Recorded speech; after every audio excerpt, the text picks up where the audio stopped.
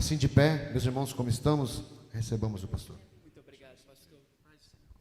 Meus irmãos amados, a paz do Senhor Jesus. Amém. Motivo de grande honra e alegria o meu coração está aqui com os irmãos. Quero saudar pastor Adeli, todo o corpo de obreiros dessa igreja, e convidar você a abrir a sua Bíblia, por favor, no primeiro livro dos Reis, o capítulo 19. Nós vamos ler inicialmente apenas o versículo 8, mas pedirei a sua gentileza em manter a Bíblia aberta, porque para entendermos esse versículo teremos que olhar vários outros. Primeiro livro dos Reis, capítulo 19, versículo 8.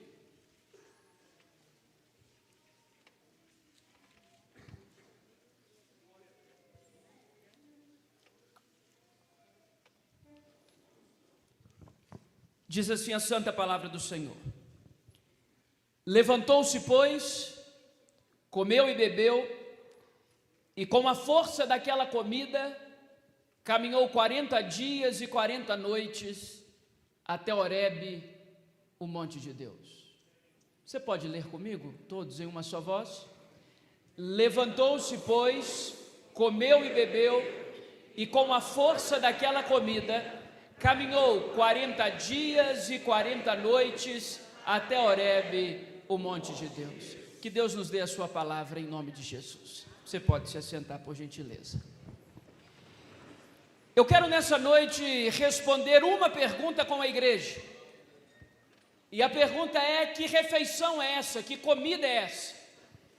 Nós acabamos de ler o texto que nos informa que Elias, o profeta, foi revigorado de força, foi revigorado de energia, porque comeu uma determinada comida. O texto é claro, repare comigo.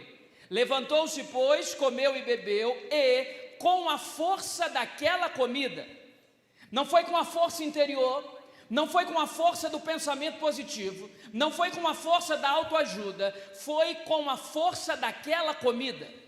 Aquela comida, aquela refeição que Elias faz, o habilita a uma caminhada de 40 dias e 40 noites até Horebe, o monte de Deus. A pergunta é: que comida é essa? Que comida é essa capaz de restaurar o homem? Quais são os seus ingredientes? Onde nós podemos encontrar?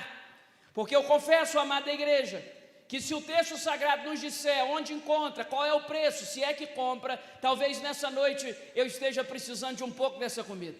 A comida que habilita, a comida que levanta, a comida que dá força, a comida que faz o obreiro caminhar. Para respondermos essa pergunta, eu chamo a sua atenção, e a sua Bíblia aberta, por favor, para as 3 vezes na Bíblia Sagrada que Deus alimentou o profeta Elias.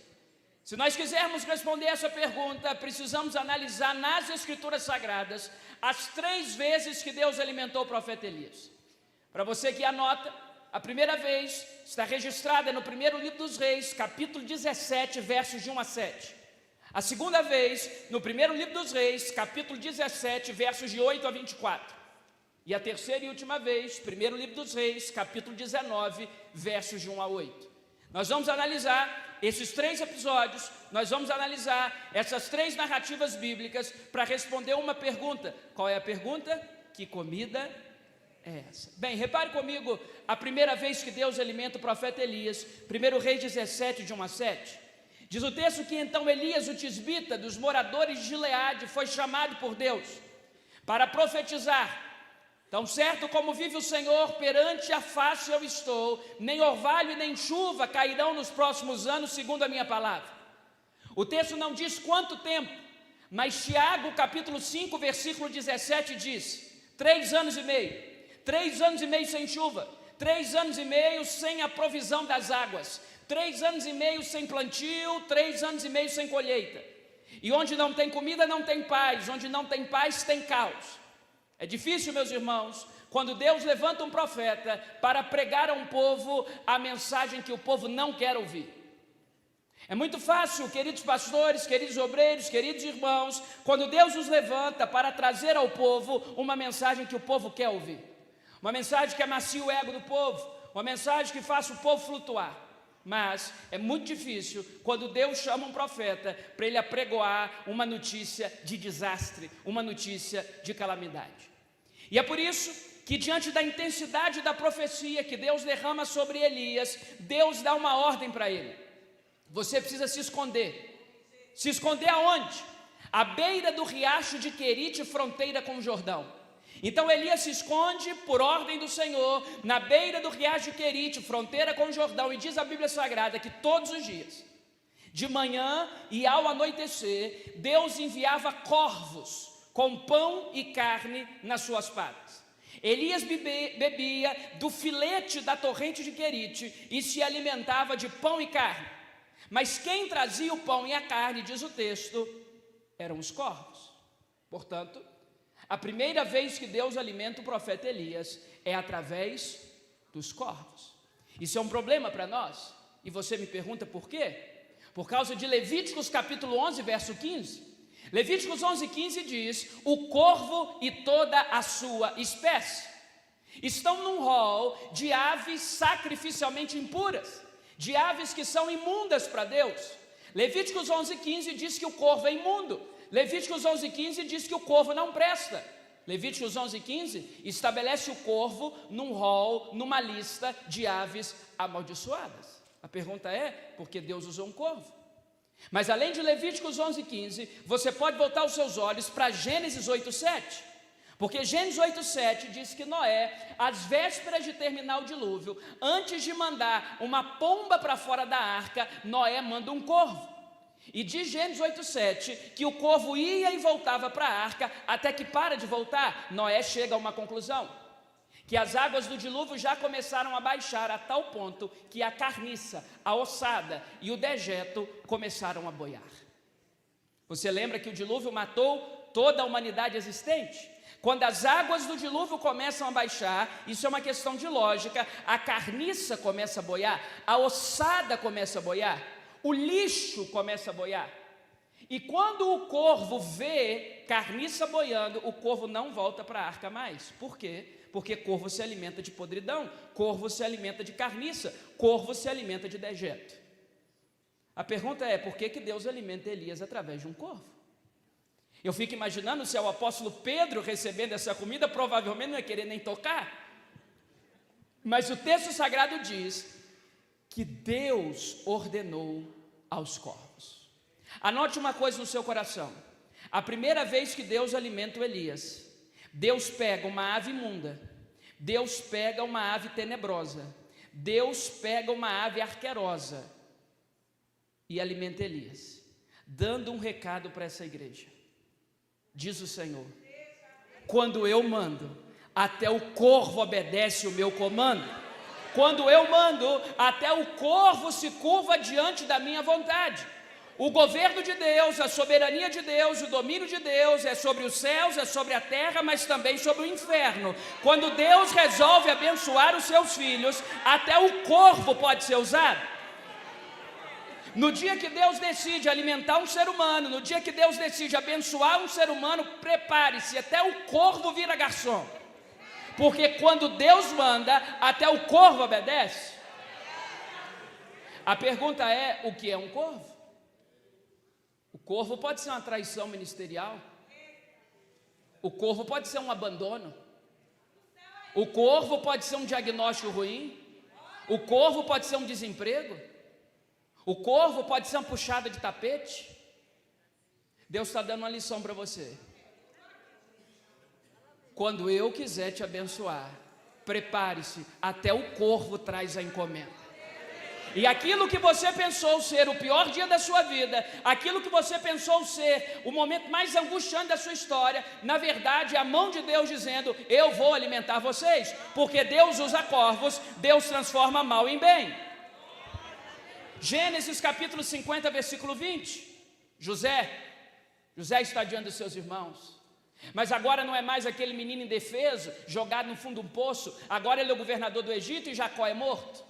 Seus irmãos estão preocupados: será que ele vai nos matar? Será que ele só estava esperando a morte de nosso pai para se vingar de nós? De Gênesis 50, 20, que José olha nos olhos de seus irmãos e diz: o mal que vocês intentaram contra mim, Deus transformou em bem. Esse é o Deus que usa corvos para abençoar os seus obreiros. Esses dias, pastor Deleu estava pregando e fiz uma conta matemática. Porque quando alguém tenta puxar o nosso tapete, e já tentaram puxar o meu algumas vezes, talvez o seu também, ou isso só acontece lá em Guarapari do Espírito Santo. Isso é um corvo, mas eu fiz uma conta. Eu tenho 1,81 m e a minha passada tem 1 metro. Se eu quiser chegar na outra extremidade do altar, eu vou andar de 1 metro em 1 metro. Eu não consigo dar uma passada maior do que 1 metro. Mas, se alguém puxa o meu tapete, duas coisas acontecem. Primeiro, eu ganho impulso. Segundo, eu vou cair com a minha altura, que não é 1 metro, é 1,81 m. Se Deus me der condições de levantar rápido, ao invés de ter andado 1 metro, eu andei 2. Quem puxa o nosso tapete, o corvo, acha que está acabando com a nossa vida, está acelerando o processo. A gente chega mais rápido. Deus usa corvos para alimentar os seus filhos. Eu quero dizer para você que aquele diagnóstico, que aquela intimação da justiça, que aquele problema, que aquela crise, que aquele abandono, que aquela dor, pode ser um corvo que Deus está usando, não para te matar, mas para te alimentar. Essa é a primeira vez que Deus alimenta o profeta Elias. Por isso, talvez nessa noite a oração mais inteligente que eu possa fazer não é malditos sejam os corvos, é benditos sejam os corvos, desde que Deus os tenha enviado. Mas chegou um dia que aquele filete de água que saía do ribeiro de Querite secou, e Deus passa a alimentar o Elias pela segunda vez. Você acompanha isso também no capítulo 17, dos versos de 8 a 24. Diz o texto que a voz do Senhor aparece novamente a Elias e diz: dispõe-te, vai a Sarepta, e ali eu vou dar ordem a uma viúva para que te dê de comer. Agora Deus tira Elias do riacho de Querite e o envia para Sarepta. A palavra Sarepta significa fornalha de fundição, mas o mais importante sobre Sarepta é o que a Bíblia diz, que Sarepta fica nas regiões de Sidom. Qual é o problema? Você lembra que a razão da punição de Deus para Israel nesse tempo, que a razão de Deus ter bloqueado a chuva por 3 anos e meio, é uma mulher chamada Jezabel. O rei Acabe faz um casamento mal sucedido com Jezabel, que prostitui o povo, que enfeitiçaria o povo. E agora Deus manda Elias para Sidom. Qual é o problema? Porque Sidom é terra de Jezabel. Você lembra muito bem que Jezabel é casada com Acabe, mas Jezabel é filha de Etbaal I, e Etbaal I é o rei de Sidom. Portanto, Jezabel é princesa de Sidom. Portanto, Deus agora está enviando Elias para a terra da mulher que corrompeu o povo de Israel, dando uma lição para o Elias. Não é o ambiente que faz você, é você que faz o ambiente. Não foi Elias que virou um feiticeiro por ir a Sidom, mas Sidom viu milagres porque Elias estava lá. Você pode trabalhar numa repartição pública, você pode trabalhar num ambiente hostil, você pode trabalhar no pior lugar do mundo. Não é o ambiente que forma o seu caráter, é o seu caráter que define o ambiente. Elias agora vai para a terra de Jezabel, e não é Elias que vira um feiticeiro, não é Elias que vira um idólatra, mas é a terra de Jezabel que vê milagre, porque Elias estava lá. Quando você tiver que pisar num ambiente hostil, num ambiente inóspito, num ambiente insalubre, num ambiente corrupto, num ambiente mau, saiba, não é o ambiente que define o Filho de Deus, é o Filho de Deus que define o ambiente. E diz o texto que agora quando Elias chega lá, ele vê uma viúva. Essa viúva está apanhando lenha. Com essa viúva apanhando lenha, eu aprendo 4 coisas. Primeira delas, eu aprendo a não parar de lutar só porque a provisão está acabando. O texto diz que ela não tem quase nada na despensa, ela tem migalhas na sua despensa, mas mesmo assim, ela levanta, ela se apruma, ela se ajeita e ela vai apanhar lenha. É esse tipo de crente que Deus espera. que não para de apanhar lenha só porque a botija está esvaziando, que não para de apanhar lenha só porque parece que a provisão acabou. Não, bem-aventurado é o servo que no retorno do seu Senhor, ele o encontre trabalhando. Aquele que coloca a mão no arado e olha para trás, não está apto para o reino de Deus. O meu pai trabalha até agora e eu trabalho também. Eu aprendo com essa mulher a não parar de lutar só porque a provisão está acabando. Mas segundo, eu aprendo com essa mulher a ter disponibilidade com o recurso que tenho. O profeta diz assim: trazei-me um pouco d'água. Sabe o que ela fez? Foi buscar. Diz o texto, indo ela buscar. Ela tinha água, ela está disponível. Agora, terceiro, eu aprendo com essa mulher a ter prioridade. Ela foi tão solícita com o profeta, que o profeta olha para ela e diz assim: trazei-me um bocado de pão. Sabe o que ela responde? Não posso. O pouco de pão que eu tenho aqui é para mim e para o meu filho. Comeremos e morreremos. Sabe o que ela está dizendo? A minha prioridade é a minha família. Entre alimentar o Senhor e alimentar o meu filho, o Senhor vai me desculpar, eu vou alimentar o meu filho. Eu aprendo com essa mulher que quem quer a bênção do Senhor precisa priorizar a família. Mas em quarto lugar, eu aprendo com essa mulher a dar um passo de fé. Por quê? Porque o profeta insiste. E o profeta diz assim: eu sei que você tem muito pouco. Agora pegue do pouco que você tem, faça um bolinho de pão e entregue nas minhas mãos. Ela engoliu o seu argumento e ela deu um passo de fé. A segunda vez que Deus alimenta Elias é através das migalhas de uma viúva que não tinha nem para ela, nos dando uma grande lição. Migalhas nas suas mãos são apenas migalhas, mas migalhas nas mãos do Todo-Poderoso são um grande banquete.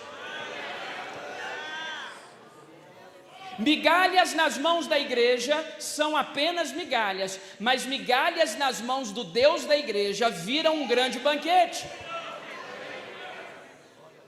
Ou vai dizer que você nunca viveu um tempo de migalhas? Migalhas emocionais, migalhas de presença, parece que todo mundo se virou contra você. Migalhas de afeto, migalhas de amor, migalhas de dinheiro. Eu vim aqui te dizer que a segunda vez que Deus alimentou o profeta Elias foi através de migalhas.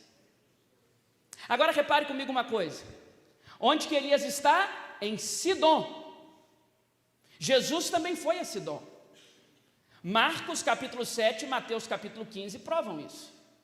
Que um dia Jesus resolve tirar uma folga e ele sai do território de Israel, vai até o território gentil de Tiro e Sidom.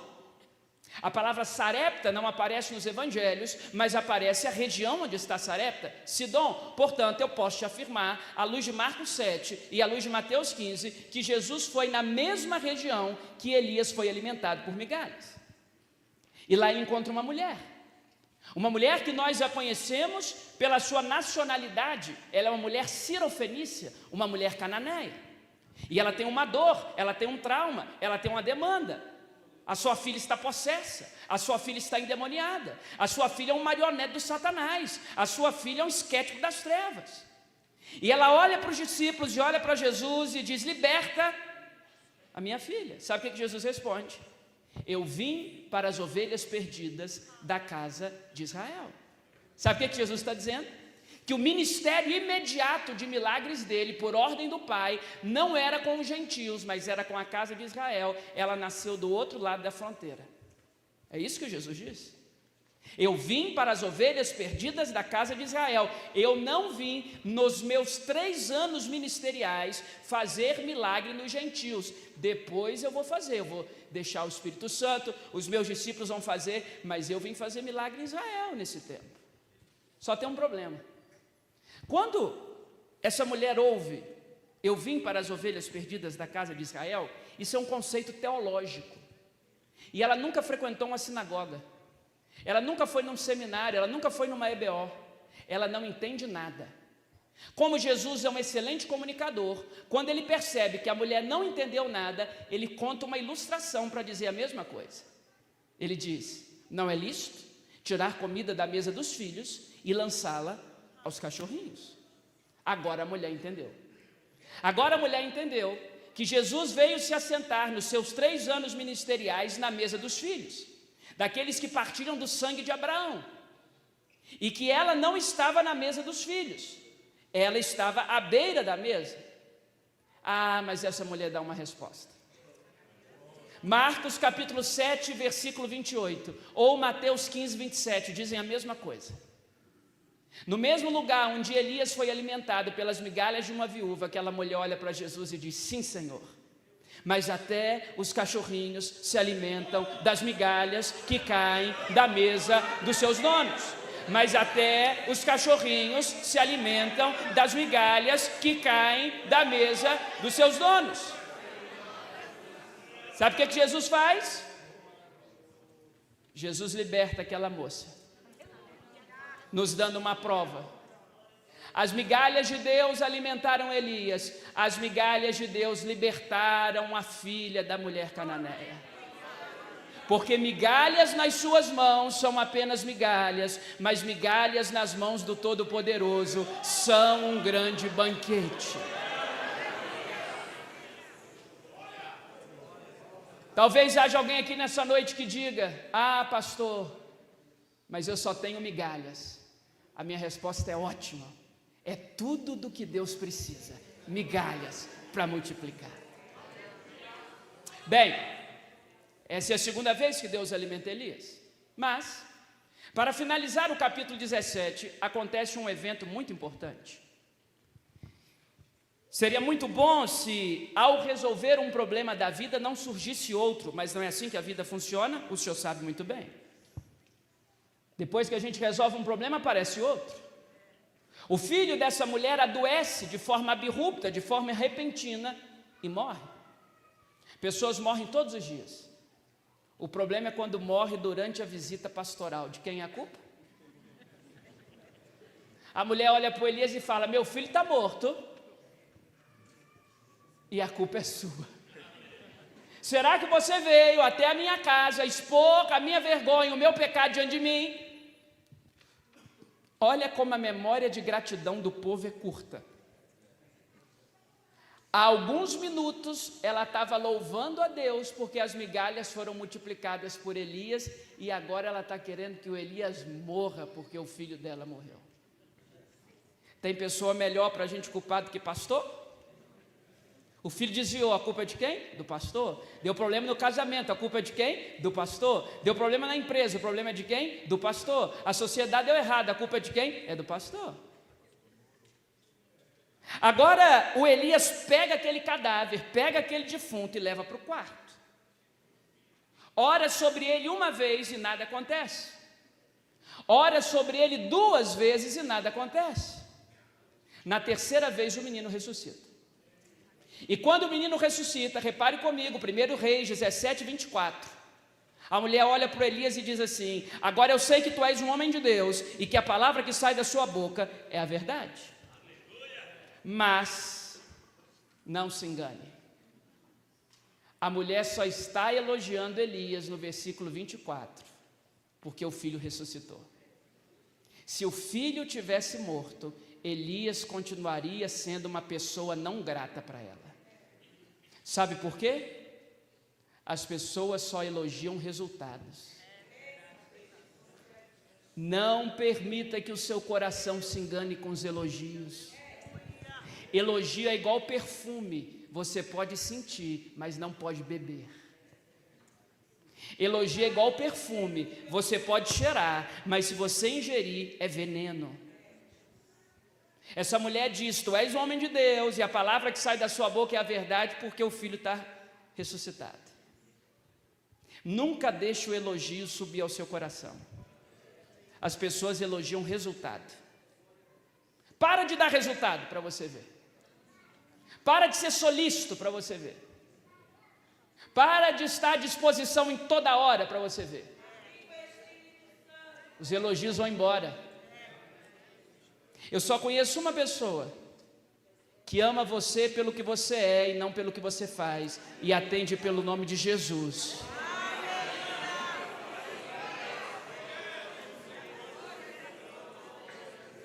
A primeira vez que Deus alimenta Elias é através dos corvos. A segunda vez através das migalhas. Agora repare comigo o capítulo 18 de 1 Reis. O capítulo 18 começa com a seguinte expressão no verso 1: muito tempo depois. Muito tempo depois. Nós não sabemos quanto tempo. Nós podemos fazer uma matemática básica aqui. Tiago 5,17 diz que a seca durou 3 anos e meio. Se nós considerarmos que o episódio de Querite e o episódio de Sarepta tenha durado aí pelo menos 1 ano, e é uma estimativa apenas, passaram-se vários dias.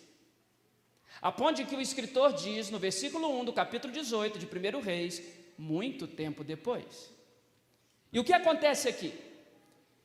Se você puder grifar o capítulo 18, nós vamos dar um nome a esse capítulo. E o nome é o melhor capítulo. Esse é o melhor capítulo da vida de Elias. Eu quero sustentar 2 teses com essa igreja tão amada. Primeira tese, que o capítulo 18 foi o capítulo mais importante da vida de Elias no que diz respeito ao seu ministério profético. Segunda tese, que é em razão desses eventos que Elias é o profeta mais poderoso do Antigo Testamento. Bem, como começa o capítulo 18? A Bíblia traz luz a um homem chamado Obadias. Não confundamos esse Obadias com o profeta menor. Esse Obadias é um mordomo do palácio de Acabe. E quando Jezabel matava os profetas do Senhor, Obadias salvou 100 profetas e de 50 em 50 os escondeu num porão e os alimentou com pão e água. E agora Elias chama Obadias e diz: marque uma audiência minha com Acabe, eu tenho uma palavra para dar para o Acabe. Obadias disse: não faça isso comigo, profeta. Por quê? Porque o meu rei te procurou em todo o espaço existente. O meu rei te procurou em toda a terra e não te achou. Se eu chegar para o meu rei e disser que eu sei onde você está e que você mandou um recado através de mim, o meu rei vai me matar. E pior, se eu marcar essa audiência e você subir de novo, meu rei me mata de novo.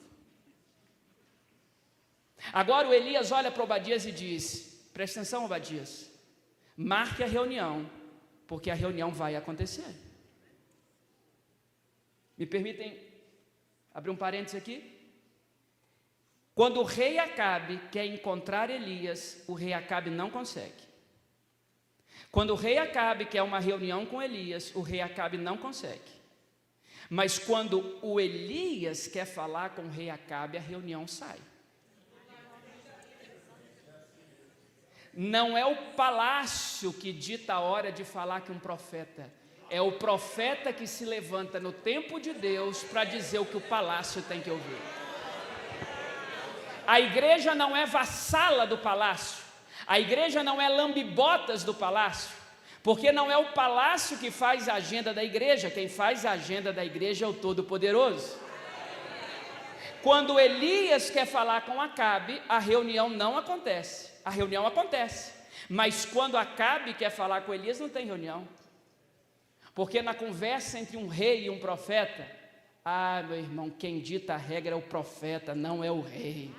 Porque o rei age em nome de um trono humano, o profeta age em nome do Todo-Poderoso. Não é o profeta que corre atrás do palácio, é o palácio que precisa do profeta. Bem, mas me permitam então, ainda no capítulo 18, comprovar as minhas 2 teses. Primeira, de que esse é o principal capítulo no que diz respeito a poder no ministério de Elias. 3 milagres acontecem nesse capítulo, tome nota. O primeiro deles é que Elias sozinho enfrenta um exército.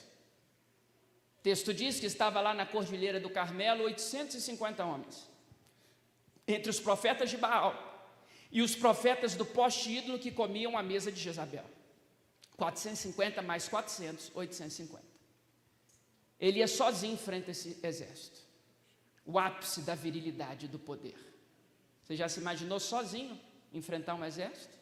Sem ninguém do seu lado? Sem uma arma de fogo? Sem uma espada? Sem uma catapulta? Sem nada? Segundo, Elias ora para que descesse fogo dos céus. E sabe o que acontece? Desce fogo dos céus. Terceiro, 3 anos e 6 meses sem chuva. Elias está no alto da Cordilheira do Carmelo, olha para o céu e não há uma nuvem. O céu está translúcido, céu de brigadeiro. Nenhuma expectativa de chover. Elias faz uma oração e de repente aparece uma pequena nuvem do tamanho da palma da mão de um homem e começa a chover. Meus irmãos, me desculpem, dá até uma raiva de Elias. Esse homem é muito poderoso. Agora, minha segunda tese. Por causa desses eventos, eu posso afirmar para vocês, à luz da Escritura Sagrada, que Elias é o principal profeta do Antigo Testamento. Em Mateus capítulo 16, a partir do verso 13, diz assim: que indo Jesus para os lados de Cesareia de Filipe, perguntou aos seus discípulos: quem dizem ser o Filho do Homem?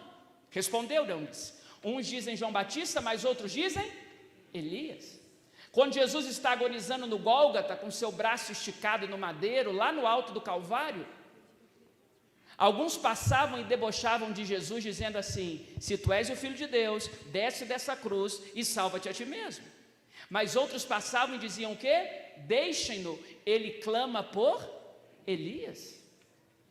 Elias é o profeta mais citado no Novo Testamento. Confundiram o precursor João Batista com Elias. Portanto, Elias é o principal dos profetas. Ah, pastor, mas Eliseu pediu unção dobrada. E o que isso tem a ver com tamanho e poder? Qual é a resposta de Elias a Eliseu? Dura coisa pedistes. Claro. Por quê? Por 2 razões. Primeira delas, quanto maior a unção, quanto maior o poder, maior a responsabilidade. Você quer o dobro, meu filho? Prepare-se. Você vai sofrer o dobro. Segundo, você está me pedindo uma coisa dura, porque ninguém pode dar o que não tem. Como é que você dá o dobro do que você tem? Você tem uma nota de R$5. Como é que você dá R$10 para alguém? Ninguém pode dar o que não tem. Elias foi o maior profeta do Antigo Testamento. Repare comigo agora o capítulo 19, versos de 1 a 8. Deus alimenta Elias pela terceira e última vez. E Acabe, diz o texto, Acabe fez saber a Jezabel tudo quanto Elias havia feito e como passaram os profetas de Baal ao fio da espada.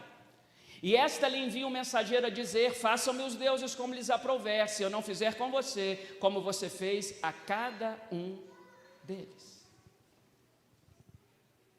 Elias desce do Monte Carmelo como o homem mais poderoso do mundo.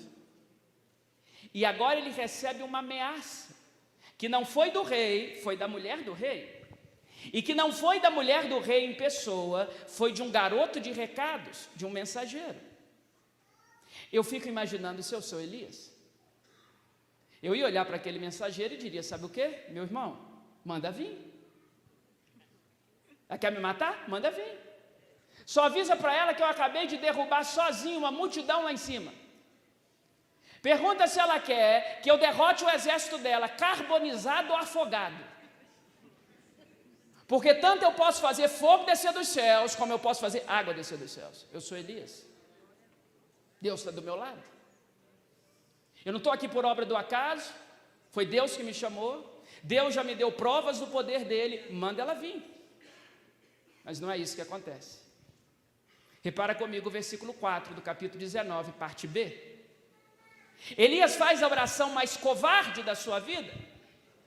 Elias faz a oração mais apequenada da sua vida. Ele diz: basta, Senhor, minha vida não vale nada, não sou melhor do que os meus pais, mata-me. O profeta que desceu do Carmelo como um grande guerreiro, agora está como uma criança com medo de um escuro, pedindo para si a morte, de uma forma covarde e depressiva. Cuidado com 2 momentos na sua vida. Primeiro, cuidado com o dia do fracasso. O fracasso é um péssimo conselheiro. Olhos embaçados pelas lágrimas do fracasso não nos deixam tomar decisões sábias. Mas segundo, cuidado com o dia do sucesso. O dia do sucesso é um péssimo conselheiro. olhos embaçados pelas lágrimas da alegria de ter vencido, não nos permitem tomar decisões sábias.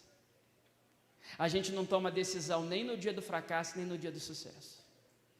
Elias desce do Carmelo como o homem melhor sucedido da história profética de Israel, e agora ele está chorando, com seu rosto humilhado, pedindo a morte.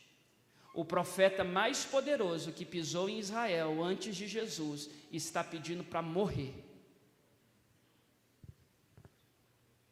Os teólogos do Antigo Testamento, todos eles, são unânimes em afirmar que esse episódio se trata da depressão de Elias.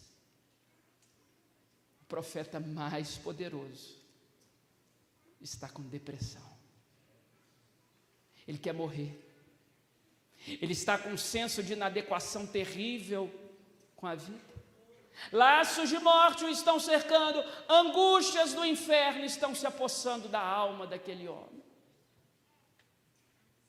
A pergunta é: se aconteceu com Elias, por que não poderia acontecer com esse pobre pecador segurando esse microfone? Depressão não é falta de Deus. Alguém aqui tem mais Deus do que Elias teve? Depressão não é falta de fé. Alguém aqui tem mais fé do que Elias? Depressão não é falta de experiência com Deus. Alguém aqui já teve mais experiências com Deus do que Elias? Depressão não é falta de currículo espiritual. Alguém aqui já fez fogo descer do céu? Alguém aqui já orou por chuva e choveu depois de ter ressuscitado o filho dos outros? Depressão é coisa de gente. Disse o salmista: laços de morte me cercaram, angústias do inferno se apossaram de mim. Qualquer ser humano, ovelha e pastor, obreiro e não obreiro, pode ter um problema emocional. A vida é difícil, irmãos. Os dias são maus. Pastor Adeli, eu quase surtei na pandemia. E olha que eu sou novo. Sendo pastor da igreja, vou fechar a igreja, o pessoal falava, seu covarde. Então vou abrir a igreja, o pessoal falava, seu genocida.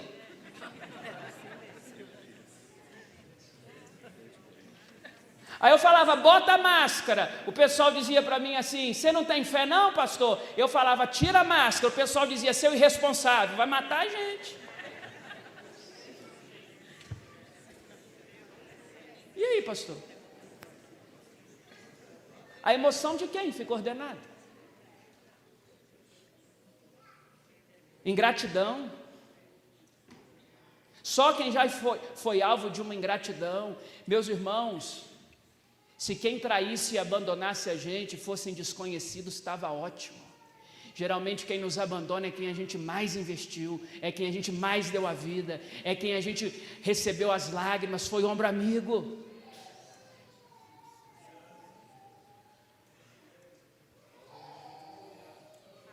Meu pai era tetraplégico. Meu pai definhou até a morte nos meus braços. Você acha que isso é fácil? A vida é difícil. E às vezes nessa vida difícil, as nossas emoções se desregulam. É hora de pedir ajuda. É hora de procurar o pastor, abrir o coração. É hora de procurar um especialista, um psicólogo. É a hora. E agora, quando Elias está no fundo do poço existencial, Deus o alimenta pela terceira e última vez. Repare comigo, entre os versos 6 a 8 do capítulo 19. Deus agora envia um anjo. E diz o texto sagrado que o anjo faz aparecer sobre pedras em brasa um bocado de pão cozido. Duas coisas são importantes aqui. Primeira delas, quando o anjo coloca pedra em brasa, o anjo está restaurando a dignidade de Elias. Não é mais a pata suja de um corvo, agora tem uma louça, uma pedra. O meu estado é um estado de rochas ornamentais. Conversava com o nosso pastor, Barra de São Francisco, Cachoeiro de Itapemirim, Agrebânica do Norte, vendem os melhores granitos. Eu imagino que agora o anjo coloca uma pedra linda diante de Elias, em brasas, diz o texto. E aparece um bocado de pão cozido. A pergunta é: de onde vem esse pão? Não há registro no texto de que o anjo fosse padeiro. Não há registro no texto de que o anjo apareceu com uma sacola de trigo, com uma sacola de centeio, com uma sacola de cevada, ou qualquer grão que se fazia pão naquele tempo. Ah, meus irmãos, eu tenho uma notícia para te dar. Esse pão desceu dos céus, quentinho, para alimentar o profeta Elias. E quando o pão que desce dos céus, quentinho, alimenta o profeta Elias, ele levanta. O pão que desceu dos céus levantou o profeta. O pão que desceu dos céus reabilitou o profeta. O pão que desceu dos céus arrancou a depressão do profeta. Agora repare comigo o versículo 8. Lembra dele? Foi o primeiro versículo que nós lemos nessa noite, há quase uma hora atrás. Lembra do que ele disse? Levantou-se, pois, comeu e bebeu, e com a força daquela comida, caminhou 40 dias e 40 noites até Horebe, o monte de Deus. A pergunta é: que comida é essa? Que refeição é essa? Onde é que compra? Quais são os ingredientes? Qual é o tempero? Eu estou precisando de um bocado dessa comida nessa noite. A primeira vez que Deus alimenta Elias através dos, a segunda através das, mas a terceira através do pão que veio dos céus. A resposta à pergunta nessa noite é: o pão que desceu dos céus, o pão que o anjo trouxe dos céus, levantou Elias, aprumou Elias, deu propósito ao Elias, e o Elias continuou. E eu tenho uma notícia para essa igreja nessa noite: o pão dos céus está aqui, porque o pão dos céus é Jesus. A salvação não é um discurso, a salvação é uma pessoa, e essa pessoa tem nome, o nome é Jesus. A libertação não é um discurso, a libertação é uma pessoa, e essa pessoa tem nome, o nome é Jesus. A provisão não é um discurso, a provisão é uma pessoa, e essa pessoa tem nome, o nome é Jesus. Eu sou a porta das ovelhas, quem entrar por mim será salvo, entrará e sairá, e encontrará pastagem. Jesus é salvação, Jesus é libertação, e Jesus é provisão. João capítulo 6, ele diz: quem não comer da minha carne, não beber do meu sangue, não tem parte comigo. Quem quer caminhar, quem quer ser fortalecido, quem quer andar na unção do Todo-Poderoso, precisa se alimentar do pão do céu. Ah, pastor, mas você não conhece a minha realidade. Eu estou comendo o pão que o diabo amassou. Conhece essa expressão? Comendo o pão que o diabo amassou? Sabe por que as pessoas comem do pão que o diabo amassou? É porque ainda não conheceram o pão que amassou o diabo, que é o pão da vida, o Senhor dos senhores, o Rei dos reis, o pão que pisou na serpente, o pão que amassou Satanás, e o pão que nessa noite diz: eu tenho vida para você, eu tenho provisão para você, eu tenho bênção para você, eu tenho alegria para você, eu tenho renovo para você, eu tenho paz para você. O pão vivo que desceu dos céus está aqui. Que comida é essa? É o pão da vida.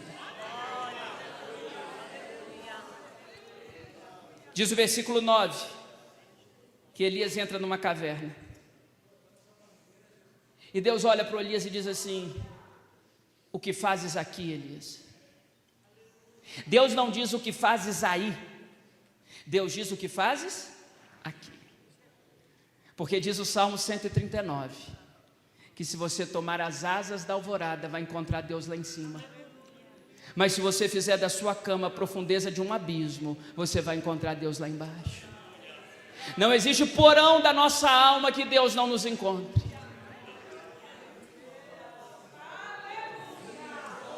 Vem um vento tão forte, capaz de fender as rochas, e Deus não estava no vento.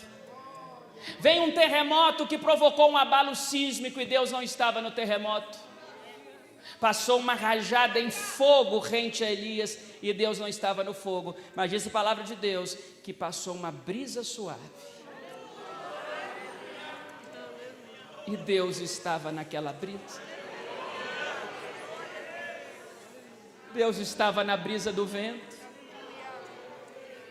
E disse Jesus a Nicodemos: o vento sopra onde quer. Ouves a sua voz, mas não sabes nem de onde vem, nem para onde vai. Assim é todo aquele que é nascido do Espírito. O vento não pode ser enjaulado. O vento não pode ser colocado dentro de uma caixa. O vento pode soprar no quarto do seu filho. O vento pode soprar num presídio. O vento pode soprar numa clínica de recuperação.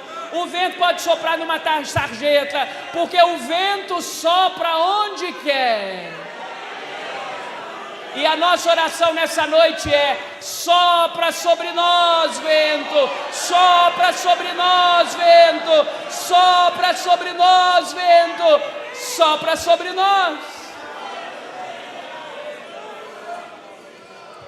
Deus agora olha para o Elias e faz um último tratamento em Elias. Sabe qual era o problema de Elias? Ele achava que só ele fazia do jeito certo.